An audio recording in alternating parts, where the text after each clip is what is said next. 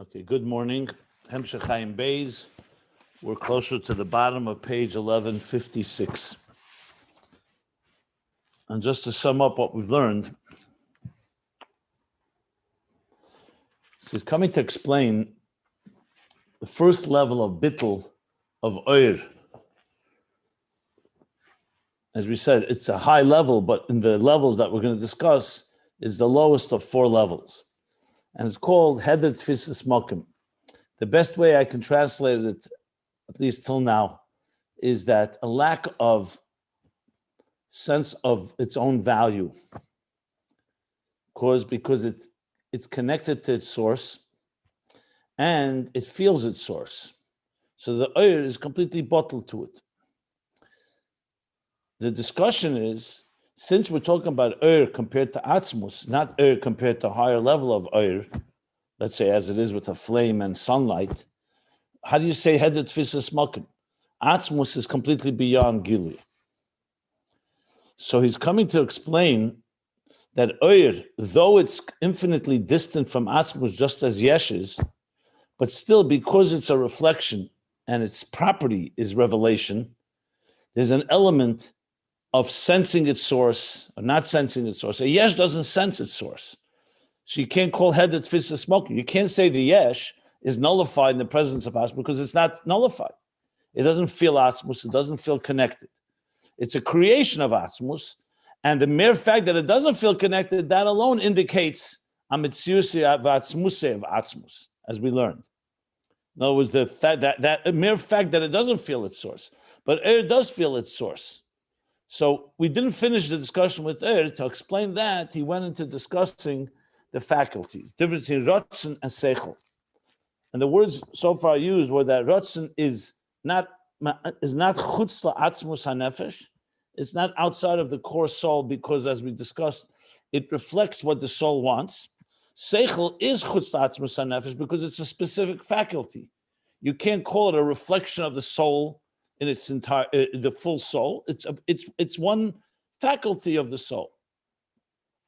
But then he went further, that also the process of how seichel emerges from the soul, from the koiches atzim in the soul, is also in a form of nivdal, removed. And that's why he went into a discussion of the two ways we conceive of ideas. The two, yasher and chezer.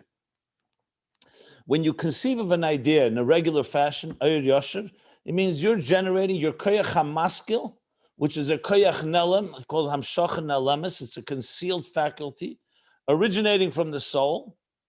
It manufactures, so to speak, and generates an idea. Good. That's the regular process. But then there's chezer, a student, questions, a challenge, something from outside of you that compels you to dig deeper and causes you to have to so-called strike your inner resources, and then you're able to reaches into the koyach hiyuli ha'atzmi, the koyach ha'seichel hiyuli atzmi, which is a koyach atzmi in the nefesh. And the example he gave for that was the flintstone. The flintstone doesn't have existing sparks in there. The only way to get the illicit to draw them out is through striking the stone, as opposed to a hot coal where the flame is there in existence.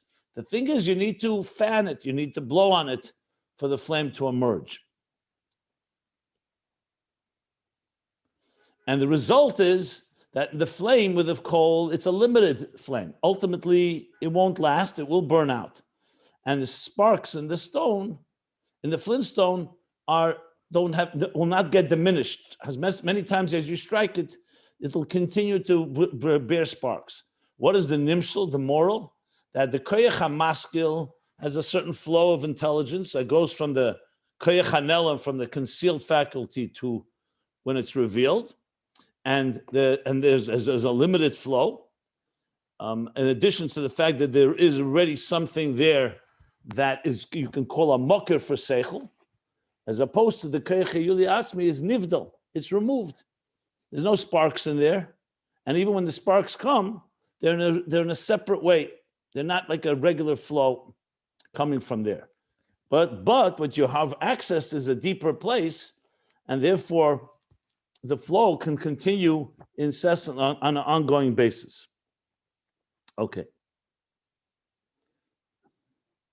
And then he says, clear, nivdil mina etzem. Yeah.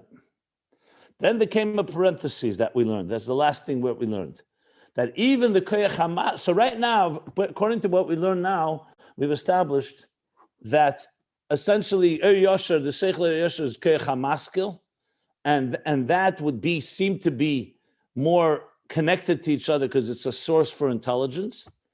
And the nivdil, the separation, when we say it's separate from, not just separate from the etzem hanefesh, it's also separate from the koyach atzmi, like the sparks that are separate from the flintstone, meaning they're not in a free-flowing extension, as it is, let's say, with the coal and the flame. That would be the seichel as it comes through hakah, through yigiyah, through the effort, like striking the stone to be able to draw out deeper intelligence. So now he says that even the koyach hamaskil also has an element of havdalah, of separation. So as I said, without the parentheses, you would stop here and say, okay, the koyach hamaskil is more like a hot coal, and then you fan it and it becomes revealed, which is revealed intelligence. And the koyach heyuli is more like the flintstone. But now he says, no, the koyach hamaskil also is removed. Because it's not a direct flow either. In the sense, we sense that there's a source where intelligence comes from, as opposed to a yesh that doesn't sense any source. But we don't know anything about the source. He says it's not musag and not in a murgish. You feel it's coming from somewhere, but you can't describe or understand or feel where is it coming from. You only know it's coming from there. So there is an awareness of a source, but you don't know much about it.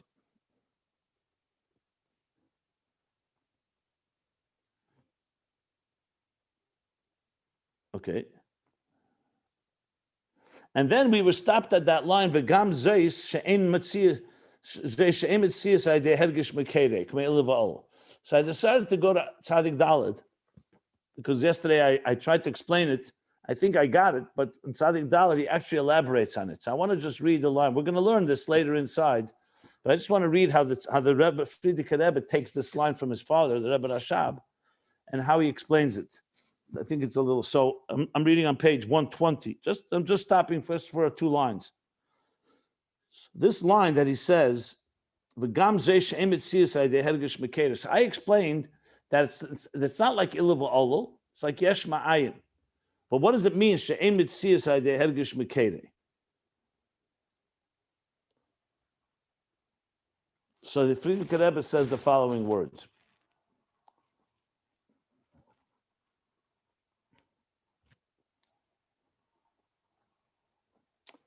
Just okay.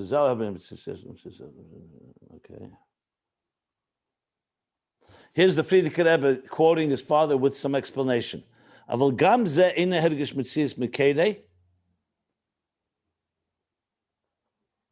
sorry. Frierdiker Rebbe adds. And the same is with the etzem, the actual creation or conception of an idea, of intelligence, of ideas.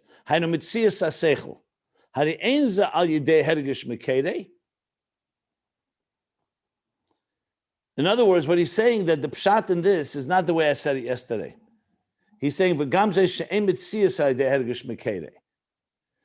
mitzias of seichel that we conceive is not due to the fact that we feel the source. It's a very key point here. So strike what I said yesterday. Frierdiker Rebbe teaches the following. Let me repeat that. Till now we said that the koyach hamaskil, we don't understand it and we don't feel it. We feel there's a source, but we don't feel what the source is. Okay? So therefore, the seichel goli, the idea that you are conscious of, the conscious idea knows and recognizes there's a source, but it's nivdal, it's still somewhat removed because you can't identify what that source is like. Okay? So it's better than a yesh that does, I don't say better, is not the right word. It senses at least that there is a source. A yesh doesn't even sense a source. But as I just said, it's nivdal removed. But now he adds another point. Not only that, he says, in addition to that, v'gam zois, that the way seichel emerges from the koyach hamaskil is not because you feel the source. In ilav olol, and that, let me read on what he says. Shazehu, a second. The zehu hefresh ben seichel ilav olol. This is the difference between intelligence as it comes from the koyach hamaskil and ilav olol, cause and effect. The be'ilav olol hadisavasa olol ade gili v'kira ve'ilah. By ilav olol, cause and effect. How does the effect become an effect? It's through the kiruv. The cause comes closer to the effect, and therefore it causes an effect. For example, let's say you want to light a flame. So you take a candle, an earlier flame or a match, and you have to go over to the flame and light it. So there's no effect without being in touch. It's a direct result of the cause reaching out. So every cause has an effect. If I want to shake your hand, I have to reach out and shake your hand, and then you feel my hand shaking your hand. So you could argue with seichel is also like that. The koyach hamaskil, in some ways, we feel it, and therefore it causes intelligence to come. He says, no, that's not how it works. It's similar to bri yesh ma'ayin. And then he goes on to say, and this is even more so with the koyach yulia atzmi. So essentially what he's adding in this line, v'gam zois, he's saying that in addition to the fact that we don't, the conscious intelligence cannot tangibly and in any palatable way relate to the koyach hamaskil, even though it knows it's there, it knows there's something there. In addition to that, the emerging conscious intelligence is not due to it feeling its source. It's not like, to give an example. For example, if your teacher came over to you, that may itself, and challenged you, that may itself provoke you to say some intelligent idea. That's ilav olol. But the koyach hamaskil doesn't work that way. It's not like we feel the koyach hamaskil and suddenly, okay, now that's causing us to have an idea. So the mitzias haseichel is not through a direct so-called accessing the koyach hamaskil. It's the koyach hamaskil affecting that ultimately seichel comes out of it. So it's more of yesh ma'ayin than ilav olol. Basically making a stronger case for the havdalah and the separation even on that level. But how much more so the koyach yulia atzmi, which is like the Flintstone. That for sure is in a removed way. And that was the last line we learned at the end of the parentheses, the kashem sheklolos haseichel hu koyach shechutz le'etzem hanefesh. Like you're going back to the beginning, the opening line that he said on the top of the page, top of the paragraph. He said, just like seichel itself is a faculty that's outside of the etzem hanefesh because it's a specific faculty. Same thing, seichel, the existing of seichel from its source, even from koyach hamaskil, is in a form of b'derech nivdal, somewhat removed. So it's not a direct link. Like I said, with ilav olol, there's a direct link. Cause, effect. So it is a source, but it's a source that's somewhat removed and concealed from the impact that it has in the conscious intelligence that emerges from it. That's where we stopped. You want to ask something? Yeah, I think this is basically what you said yesterday. Maybe you just explained it a little more. I don't see the big difference. Maybe I did. Maybe I said it. It could be. I'll tell you the truth. Once I saw it in Tzadi Daled, I was headed Tfisa Smokim. I lost my own. So maybe I don't even remember what I said, to be honest. I'm just looking. Maybe I did say it. It's possible. But Friedrich Rebbe spells it out explicitly. So that just helps. And then secondly, I want to know, is this basic? Maybe I'm thinking too much. Is this like is the whole Seder established from one level to another, almost like a yesh ma'ayin type of thing? No, not necessarily. It depends which levels. No. I mean, from like chesed to and gevura. I mean, how? No, absolutely not. Okay. No, this is from kesed to chachma. This is from Keser to Seichel. Remember, Koyach HaMaskil in the spheres is Chochmas Tema. So this is from Keser to, we say Chochma Ma'ayin to Motzah. Seichel to Midas, Chabad to Chagas, and Chochma to Bina, or Chesed to Gvura, or to later levels is called Ilav Olol, not Yeshmayim. Bina is in direct connection with Chochma. You have a akuda, you have an idea, and Bina develops the idea. Bina and Chochma are like a wellspring and a river. So that's not at all like in this category. No, so say the Shtalshus, you have levels. Generally speaking, when you go from one world to the next, it's more Yesh Ma'ayin style. It's more of a leap. But even in the leaps themselves, there are many levels of leaps. For example, the Tzimtzum Arishin is a quantum leap, major leap. You don't have the same leap throughout Hishtalshlus. So it all comes down to, remember, it's like asking a question in the human body. Are all the interfaces between one system and the next similar? Absolutely not. There's some things that have to close completely before another valve opens. And some places you just need a more of a decrease of the flow before it moves to the next level. So say the Shtalshus is a complex organism, a complex mechanism with many different channels and valves and gauges and curtains and concealments and shrouds. That's why you have Mesachim and Parsois and Tzimtzumim. And it's all this Tzimtzum, sometimes just a minute, just a little diminishment, sometimes more diminishment. And then when you need to go for more of a paradigm shift, then there are times there's a certain form of leap. It's case by case. Don't like would be just a stop valve for against Chesed, sort of like, if you want to compare it to Chesed to Gvura they're relative to each other, just like Chochma and Bina. Here we're talking, if you want the spheres, it's Keser which is a koyach nelam, it's a koyach makif, and Seichel, which is a koyach pnimi. So from makif to pnimi. Bottom line is Rotzen and Seichel. Okay. Now he's going to go back. Okay, this is Seichel. What about the Rotzen? We said at the outset that Rotzen is not Nivdal. So now he's going to go to Rotzen. Mashen Kain, but Rotzen, 4 lines from the bottom of page 1156. It says like this. Mashen Kain, but Rotzen, by contrast, by Rotzen, desire. And remember, desire is not a specific desire to conceive ideas, desire to walk, to talk, to move, whatever.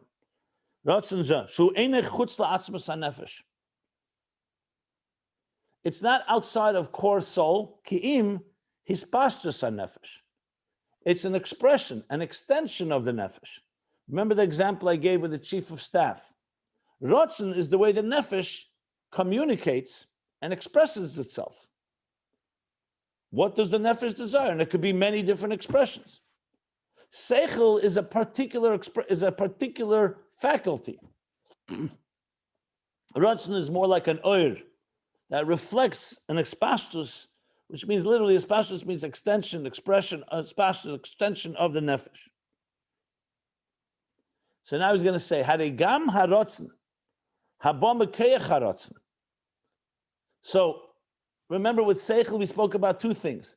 That the Seichel itself, the faculty, is outside of the Nefesh itself, meaning, we don't mean outside, of course, physically. It means it doesn't represent the Nefesh. It's one piece, one expression of the Nefesh. Whereas Rotzen is an expression of the full Nefesh, or the full Nefesh is expressing itself through Rotzen. I shouldn't say the full Nefesh, but more of it. The second point was we said the Seichel from its source in the Nefesh, from the Etzem Koyach Atzmi, is Nivdal removed. So he's saying the same thing with Rotzen. Number 1 is Rotzen is a reflection of the Nefesh. Harigama Rotzen abom Koyach Rotzen. So even now the Rotzen Goli, an actual active conscious desire that comes from the power of desire in the Nefesh. So you would say maybe that works similarly like Seichel. So he says no. It's not in a form of removed. It's not removed from it. It's not, there's no leap. Now he's going to give an example to visualize what this means. Like, what does that mean exactly? With Seichel, he gave the example with the coal and the flintstone and the different ways that Seichel emerges from its higher source. How does that work with Ratzon? So he's going to explain. And I should add that all this is explained more at length in Tzadik Daled. Here, actually, we could really use Tzadik Daled because it helps develop these ideas. Here, it's more brief. But let's learn it first here before we go to Tzadik Daled. We'll go to Tzadik Daled when we finish this paragraph on page 1157. So, before he goes to the second form of bittul and eir. So now he says, so what have we established? That there's a few things here. That number one, the faculty itself of seichel is not an expression of the soul. It's a particular function. Ratzon is an expression of the soul, not a particular function, and that expression can have many different types. Number two is even in the process of how seichel comes from its higher states all the way into the nefesh, it's always in a form of a leap, some remove, like the sparks. Something that's not directly flowing from the higher levels, not even the koyach hamaskil it senses, and definitely not the koyach chiyuli. Ratzon on the other hand, the way it emerges from the nefesh is not in a form of nivdal, in a separate or leaped form. So what does that mean? She says, "Ulitzayer gili haratzon, me'etzem koyach haratzon," to visualize. The tzayir means actually to paint the picture, to depict.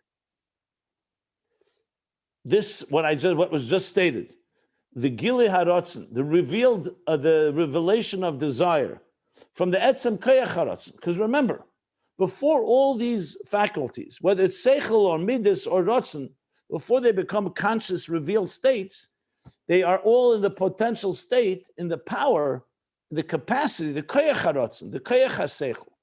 Koyach HaSeichel we call was maskil, koyach HaMaskil. Higher than that was the Hiyuli HaAtzmi.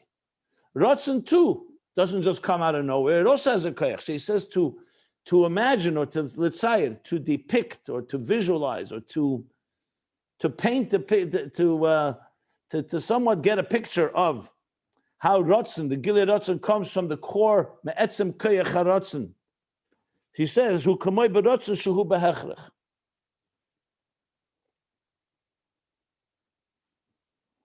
He says, we'll understand this, or we can get a picture of it, a snapshot of it, when you talk about ratzon shu behechrech. A ratzon, a compelled desire. What does that mean? So he says in the parentheses, v'hainu, b'ratzon shetzorech lirtzis ba'adavar rak she'eina reitzeh. In other words, it's not a desire that's completely at your volition, your free will. It's a desire that you should desire this, but in practicality, you're not desiring it. It's something that you should want that you don't want. Ukamoi, he gives an example from the Rambam. This is the Rambam in Hilchos Gerushin, Seif Perik Beis. Famous Rambam, the Rebbe quotes it quite often. He says, what does it say? Talking about a person who refuses to give a get to his wife. When the Bezdin paskin that he should. He refuses. So the din is keifanese acheyemereitzani. You compel him until he says he wants. So of course the question is, then it's a get mu'usa, which means a forced get is not valid. The person has to give it by their own ratzon. So he says, Shekosav Rambam. So the Rambam answers, Shemitzad etzem hanefesh kol yisrael reitzem mashu al pi haTorah. He doesn't say etzem hanefesh, obviously, in the Rambam.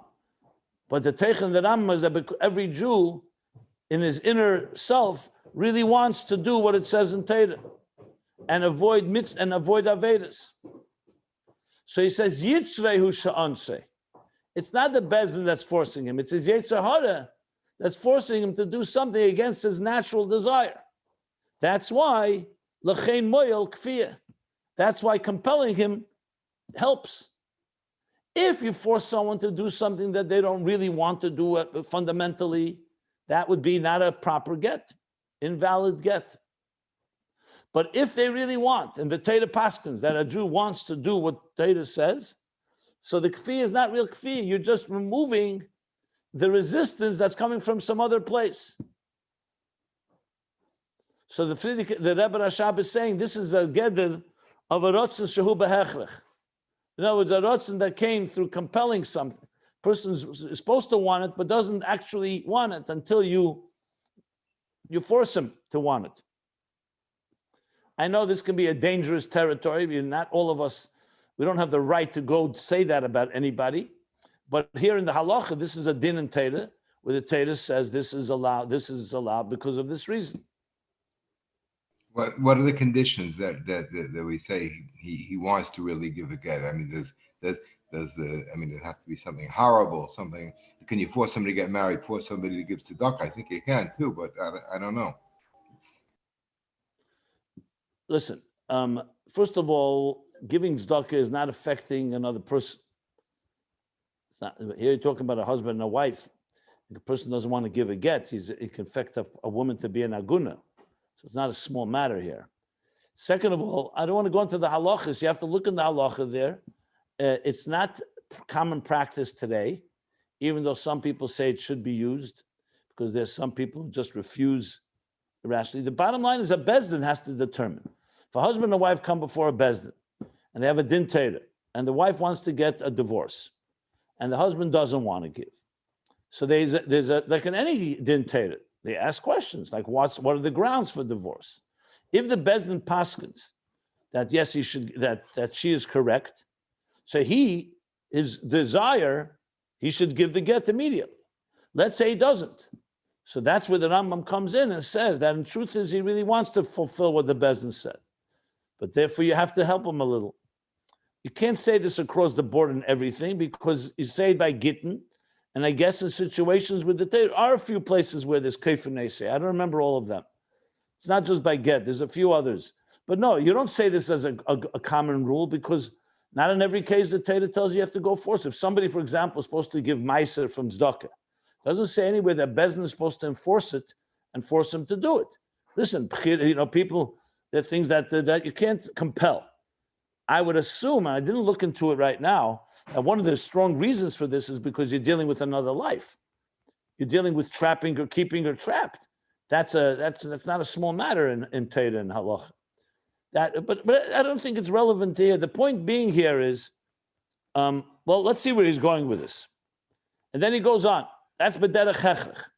And now he gives u'kamoy. I'm now on page 1157, top. U'kamoy rotzen sheb'derech kabbalah seil. So now he's a little different. First he said rotzen shuhu behechrech. A rotzen that is imposed on someone, not because it's imposed, because it's revealing what they really want. Now he says rotzen b'derech kabbalah seil. In other words, you don't actively want it. Like who wants to, for example, fast on Yom Kippur? It's not like you're desiring, you have some taiva to fast on Yom Kippur. Maybe some people have that, but most people don't. But you do it, b'derech kabbalah seil. And you do it in a willing way. No one's forcing you. But kabbalah seil is imposing itself, so to speak, on you, that even though it's uncomfortable, you're going to do it. Now, of course, there's a rotzen b'rotzen hatayv. There are times we do things because we want to actually do it. You don't need kabbalah seil. But he's saying now, rotzen b'derech kabbalah seil. He's using these examples to come make a point. I will soon see where the point is. So just let's all bear along here. And here in the parentheses he adds, so here's the question. If rotzen is essentially a free will type of thing, in other words, no one forces you to want anything. In the case with a get, it's an exception because you really want it, and it would be like somebody really wants to fly, or not fly. Someone really wants to go out of their house, but someone keeps them hostage. Someone's tying you up. So what you do is you remove the chains, so that you can then express your free desire. That's essentially what the story is. So rotzen, by definition, is a form of free expression of who you are. So what does rotzen b'derech kabbalah seil mean? So he says there's a level called das hanelam. We learned this. We learned about this a while back. This is b'chinas das hanelam, means in the nefesh, not das hagole, das hanelam. There's a certain power that's concealed in the etzem nefesh. In the, I would say this is das hanelam, probably in keser, in the keches makifim. Shebekeche lekasher asme gam bedover she'en eretze. So he's giving us the dynamics, the mechanics, I should say, of what actually happens. You want to do something, but now Kabbalah Sale is going to overpower your natural desire. Kabbalah Sale to follow what Hashem wants. So the question is, why is Kabbalah Sale stronger than Ratzon? Ratzon should be stronger than anything. Like, for example, your intelligence may tell you to do something, but your Ratzon maybe is more powerful. I want to do something else. Does it make sense? No, I don't care if it makes sense. Or you know what? I'll make sure it makes sense. I'll find an excuse, like we do all the time.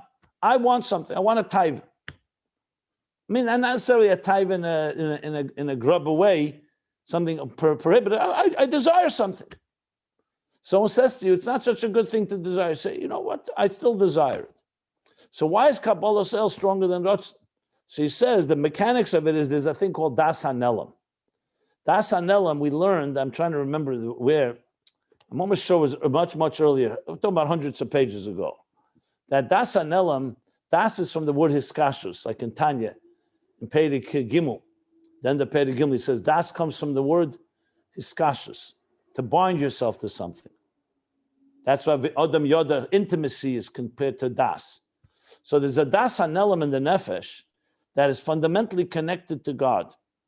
And that Das HaNelam has the power, l'kasher, to bind yourself something, even though your Ratzon Goli or your conventional desire may not be there. So this is a Ratzon b'derech Kabbalah Sale. I don't know if I would equate it with the first Ratzon he spoke about, b'derech Hechrech. I don't think it's the same level, or it's at least not the same thing. It's a very different way. There, Bezdin is compelling him. Here it's his Das HaNelam, his Kabbalah Sale is compelling him. But both of them, the Ratzon has been overridden by another force. When I say Ratzon, I mean the ostensible revealed Ratzon. Like the Das HaNelam, for example, is revealed when a person is challenged. Like when we say in the Alter Rebbe's expression, Hayem Yem, it's cited, Aid nishta vil nishta ken sein abgerissen von Elikus. A Jew not he wants and not he can be torn away, separated from godliness. Or we say that a kal shebekalim, even a most lenient person, when pushed, then challenged, he will show Mesiras Nefesh. That's because the Das HaNelam, or sometimes it's connected to Ava Musuteres, but regardless of the level right now, Das HaNelam is what he's calling it here, has a skashus atzmi. So even though his regular desire would be to continue doing what he's doing, but the Das HaNelam will get activated in certain situations. The Kabbalah Sale will override the ostensible and revealed Ratzon at the time. In truth, as you could say here too, that the Das HaNelam reveals your true Ratzon as opposed to your external Ratzon. But he doesn't say those words here, whatever reason. Because I don't know if it's relevant to our discussion here. But anyway, what is all this leading to? Like it says elsewhere. So I'm now on the third line after the parentheses. In both these instances, whether being compelled by Bezdin, by the court, to do, even though something he says I don't want to do, or Kabbalah Sel, the Das HaNelam is compelling the Ratzon. Initially, there was some level where the Ratzon was not interested or desired otherwise. But now, once things have been activated, like in the case the Bezdin is kaifa, they compel him, or the Das HaNelam causes the Kabbalah Sel to compel the Ratzon, then it becomes Ratzon Mamish. That's the whole point. The whole point is not to force him. The whole point is to eliminate the resistance to something that he really wants. In the first case. The second case, I would say similar. But regardless, at the end of the day, it's causing him, the Kabbalah Sale ultimately leads him to actually want it. That's the ultimate goal. It's not like you're kicking and screaming. I mentioned Yom Kippur. Or other mitzvahs or things we avoid. It could be out of Kabbalah sale, but the Kabbalah sale trains you to the point that you actually want it or want to not do something that you shouldn't be doing.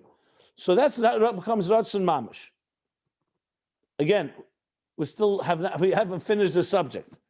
V'arotzenu achar kach b'teikif ha'izgalus b'nefesh har b'yesim min ha'rotzon haba b'derech er yashar.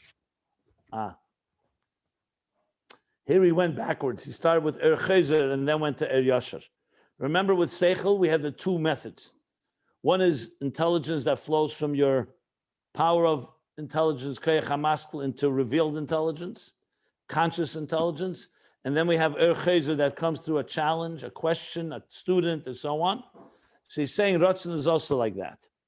That the Ratzon that comes after there was resistance, and you needed either to be compelled or the Kabbalah sale, he says it comes, but take if galas benefesh, harbe yeser, it comes with an intensity in galas hanefesh that it reveals a deeper and more intense component of the nefesh, much more than the ratzon that comes, the regular ratzon b'derech er yashin that you want on your own.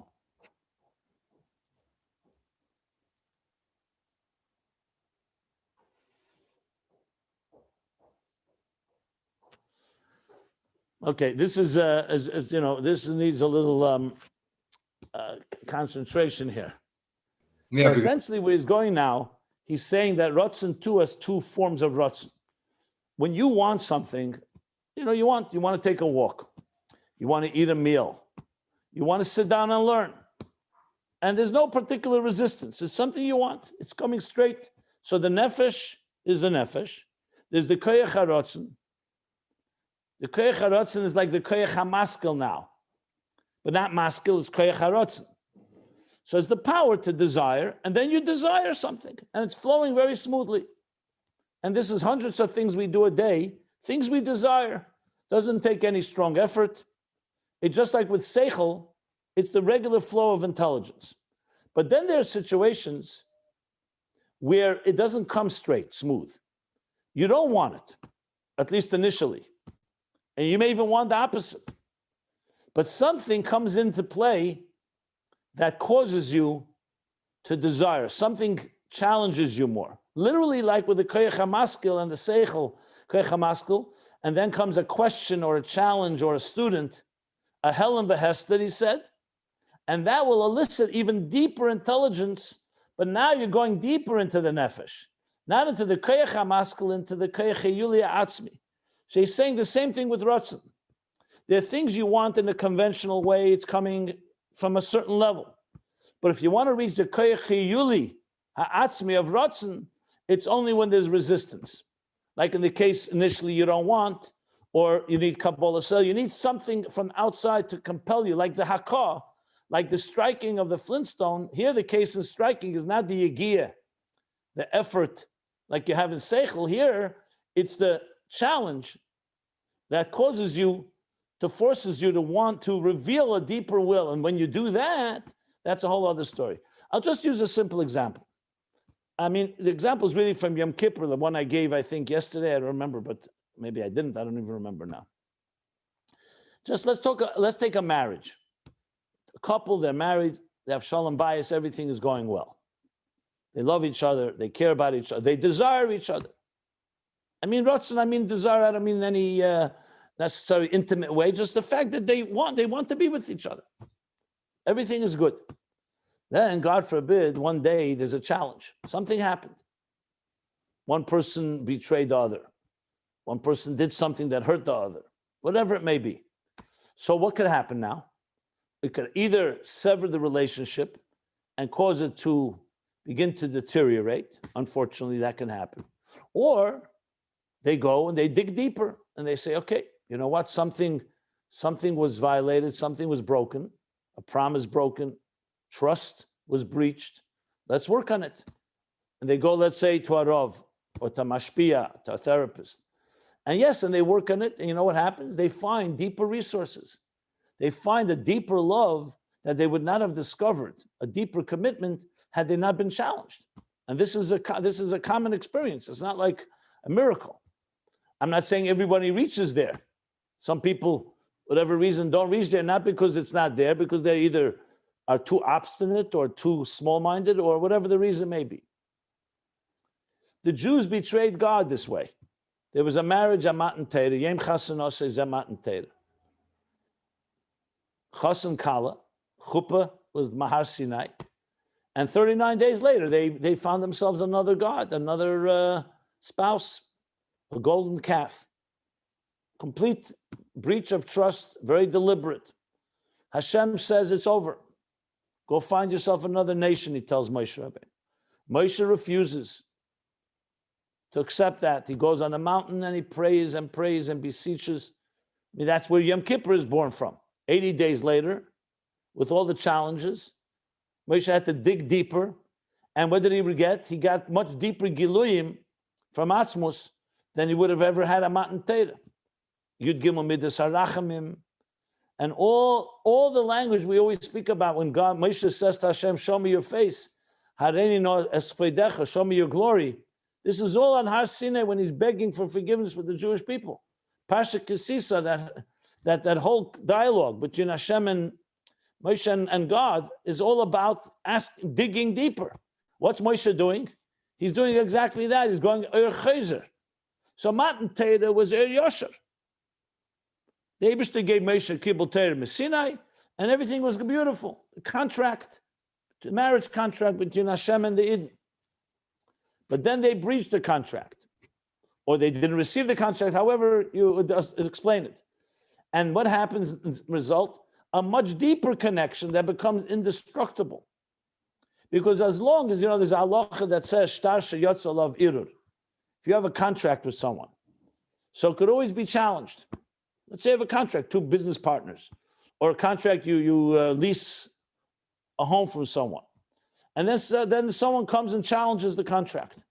So they go to court, and if it's upheld, that's expressed, shtar sheyotz alav irur, a contract that someone challenged, that irur is a challenge, that questioned the validity of it, and then the business mekayim it, they uphold the contract, you can never be ma'ared again. You can never challenge it again.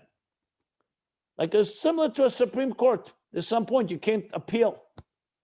You can appeal once, twice, a few times, but then there's a point, that's it. So the Rebbe always brings this with Yutas Kislev and other examples, that once there was a challenge and it was upheld, now it's much stronger than it was in the first place. In the first place, the contract was a nice contract, but it still could be challenged and maybe not upheld. Once it's been challenged and it went through the fire, then it becomes far stronger. That's the Yosher and Chezer, essentially.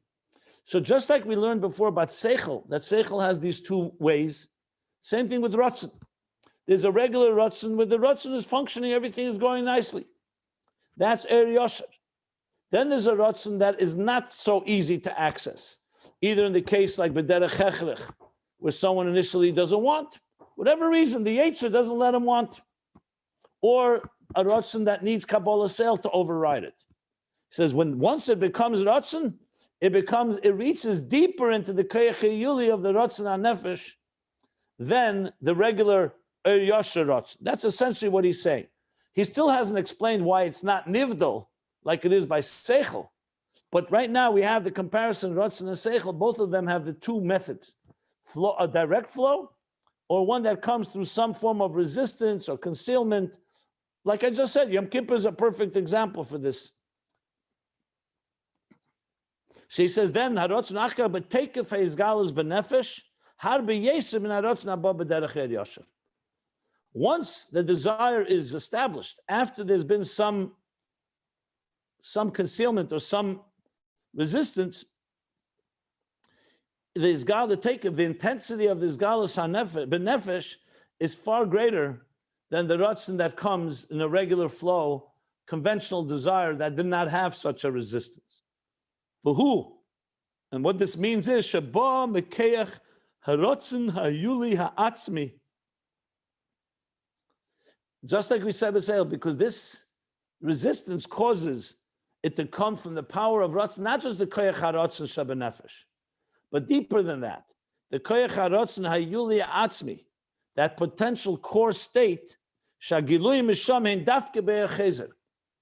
The revelations from that level of desire, of that level in the source of desire, in the koyach hayuli atzmi, is only through er chezer, meaning only through from the bottom up. It has to come from something outside that so-called challenges and forces that rotzen to be revealed. V'hainu b'derech hechrech v'kfiyah, and that's through derech hechrech. It's compelled. V'kfiyah, hechrech and kfiyah are more or less the same thing. Hechrech means to force, kfiyah means to compel. But that's the idea. That in other words, you need to force it open, and that can only come from Er Chezer. Had the Jews not built a Chet Egel, it would never have happened.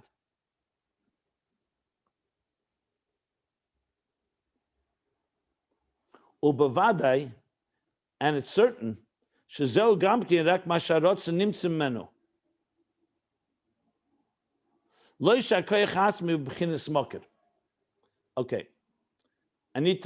I'll explain this, but first let's go back. Remember I gave the long introduction.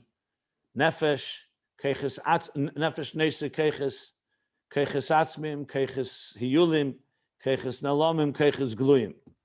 So all faculties work this way, whether it's Ratzon or Seichel. It's just the way they emerge from the Nefesh is differently.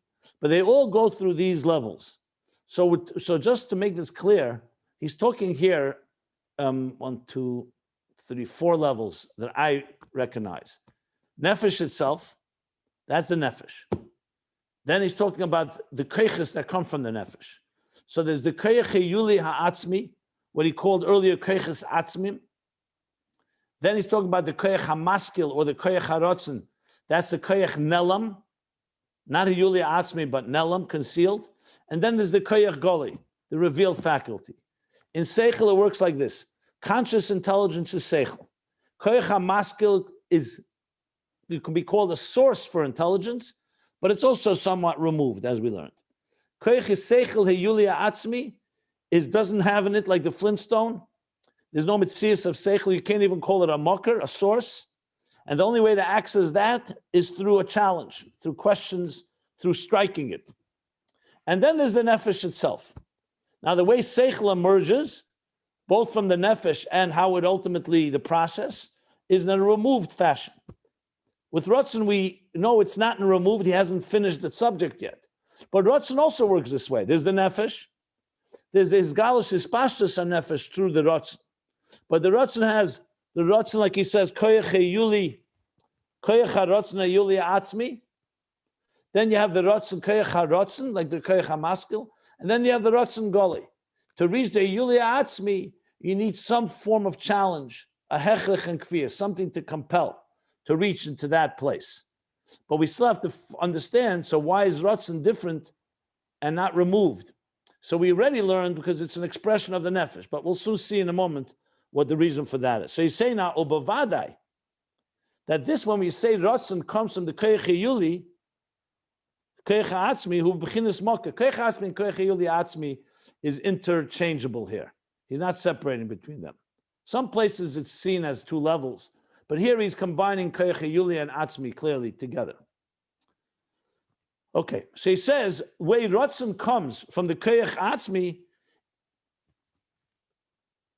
is also in a form of a leap. It's not like, no, let me correct myself. No, that's not what he says.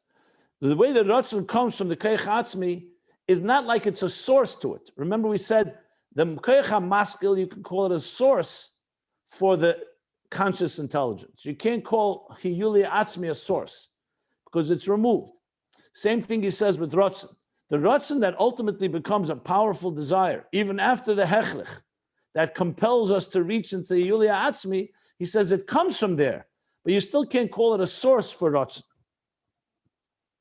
because it's in a state that's beyond any description. It's like the Flintstone type of idea. There's no sparks inside of it. So you can't say there's a Ratzon, some form of a concealed Ratzon within it.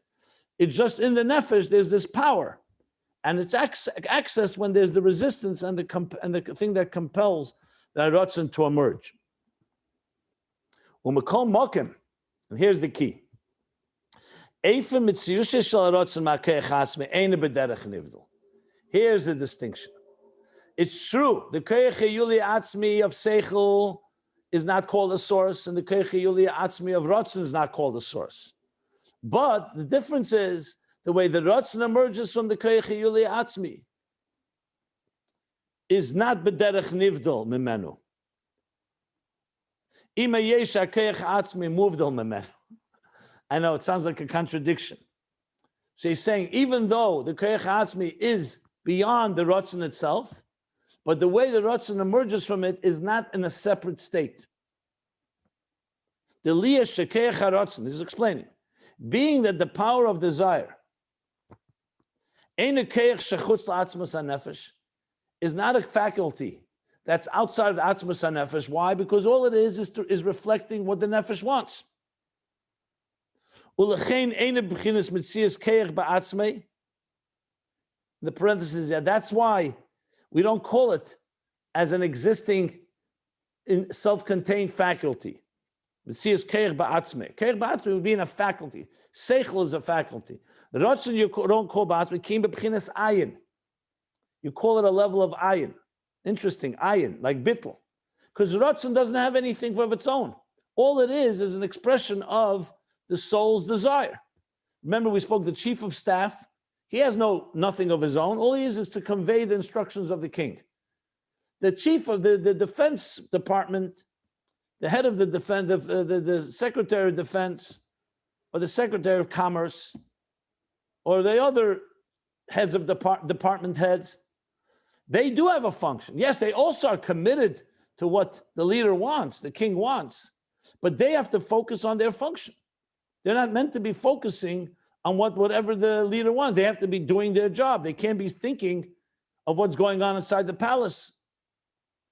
They're functioning. So seichel is what's called a yesh, as far as a koyach goes. It's a particular faculty. Ratzon, on the other hand, doesn't have any identity of its own. All it is the identity of the one, the Baal HaRatzon, the one who desires. Like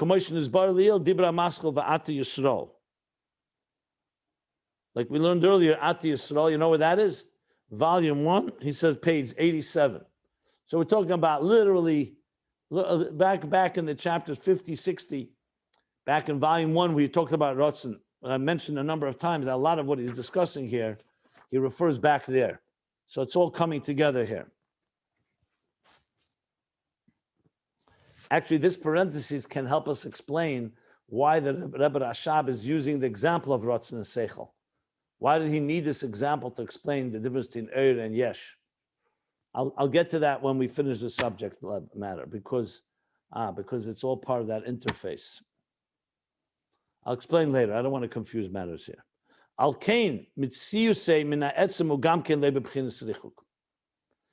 why the way it's mitziyusei min ha'etzem, its existence as it emerges from the etzem of the nefesh, is also not in a form of richuk, of distance.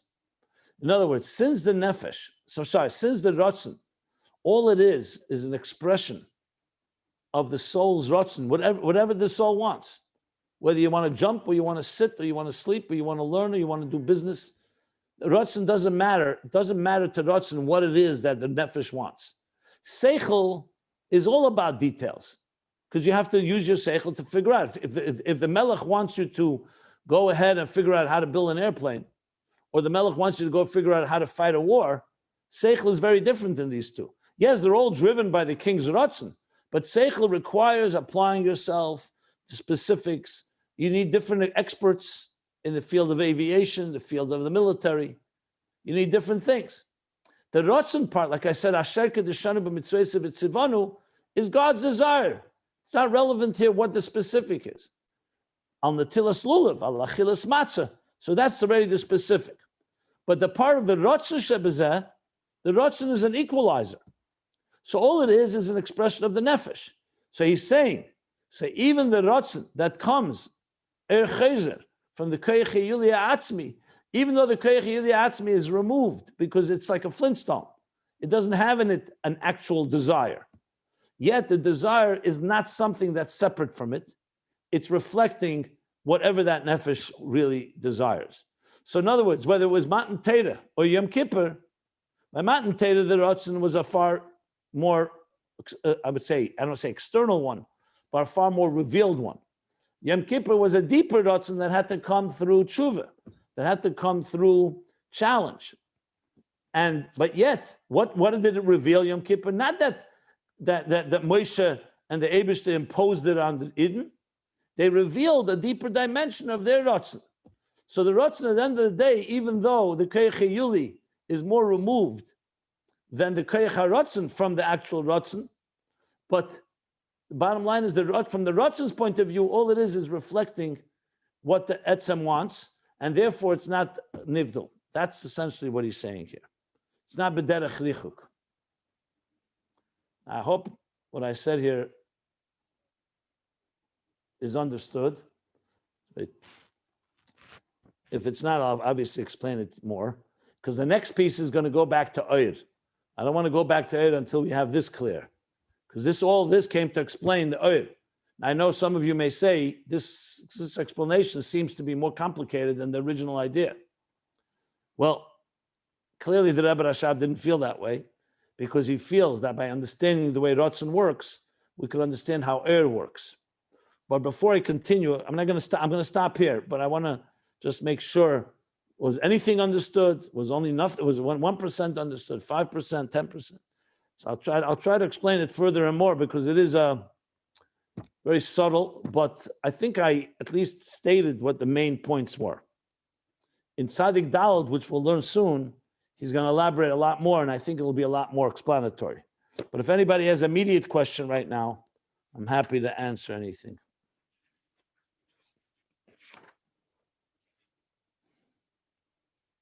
But I just want to ask, belabor a point. But when you talk about the deal with the muscle with the Rambam and giving a get, it's not going to be a revealed type of Ratzon he has, but you say he has a Ratzon to do it. He's forced.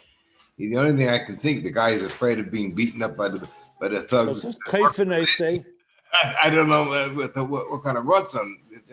No, that's the whole point. The Ratzon is Kaifen I say, Acha Eimer Reitzani.